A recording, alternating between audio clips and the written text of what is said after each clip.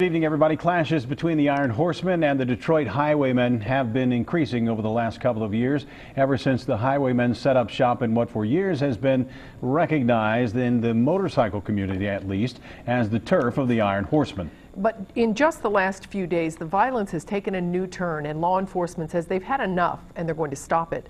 Local 12's Rich Jaffe joins us now with exclusive video of two violent encounters that may have led to another attack on Saturday. Rich. Cammie, yesterday at this point we were talking about an attack early Saturday morning at the Iron Horsemen's clubhouse in Covington.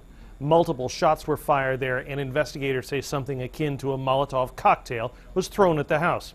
Today, we obtained surveillance video of the attacks that may have led to that, and police want your help to stop it before someone dies. The attacks began last Wednesday night, just outside the Detroit Highwaymen's clubhouse at 8th and State in Lower Price Hill. It was around 11 o'clock when Iron Horsemen on two motorcycles rolled past and stopped. Explaining the surveillance video is Cincinnati Police Sergeant Bill Halusik.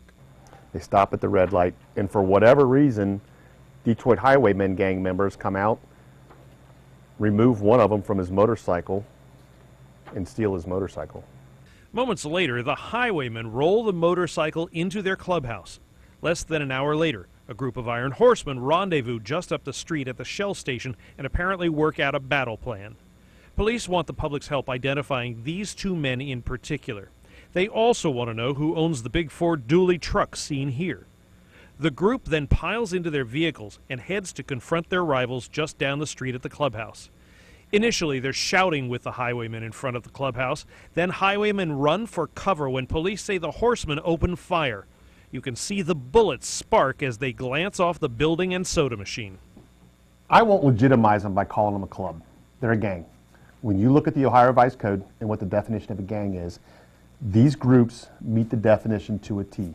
They are why that section of law was written. Early Saturday morning, the violence shifted to the Iron Horsemen's Covington clubhouse. Here, someone used an incendiary device to start the house on fire and opens up on the place with multiple shotgun blasts and bullets. Cincinnati police say the violence is out of control and law enforcement's going to do something about it. They're putting both gangs on the list of targets for their initiative to reduce violence. We are not going to tolerate it. That we will marshal every resource we have to end the gun violence. They've made themselves targets of ours now. They are now big blips on our radar screen.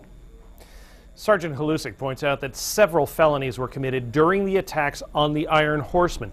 Taking that motorcycle was also a felony, but he says the Iron Horsemen also committed felony crimes when they came back and fired at an occupied building. The question for everyone is, what happens next?